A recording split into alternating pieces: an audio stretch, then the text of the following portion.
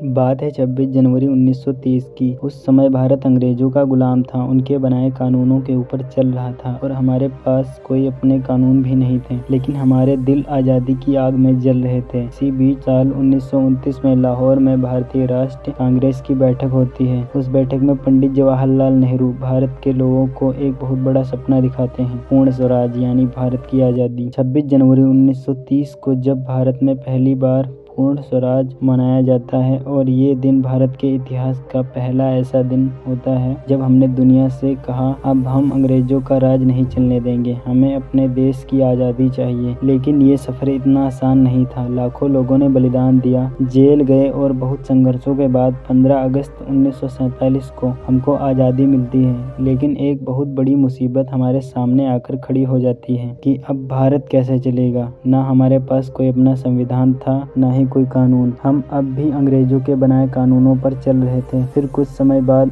एक संविधान सभा बनाई जाती है। इस सभा में डॉक्टर भीमराव अंबेडकर जी को भारत का संविधान बनाने की जिम्मेदारी दी जाती है। वो और उनकी टीम मिलकर लगभग 2 सालों में संविधान को तैयार कर लेती है। यह संविधान 26 नवंबर 1949 को पास हो जाता है, लेकिन इसे लागू करने के लिए एक खास दिन चुना जाता है। 26 जनवरी 1950 को भारत में संविधान लागू किया जाता है और अब हमारे पास अपने खुद के कानून थे, खुद का बनाया संविधान था। भारत के पहले राष्ट्रपति डॉक्टर राजेंद्र प्रसाद इस दिन राजपथ पे तिरंगा फहराते हैं और इस तरह भारत खुद को एक लोकतांत्रिक देश के रूप में दुनिया के सामने पेश करता है। हमारी स्टोरी यहीं पर समाप्त होती है। मिलते हैं एक नई और स्टोरी के साथ।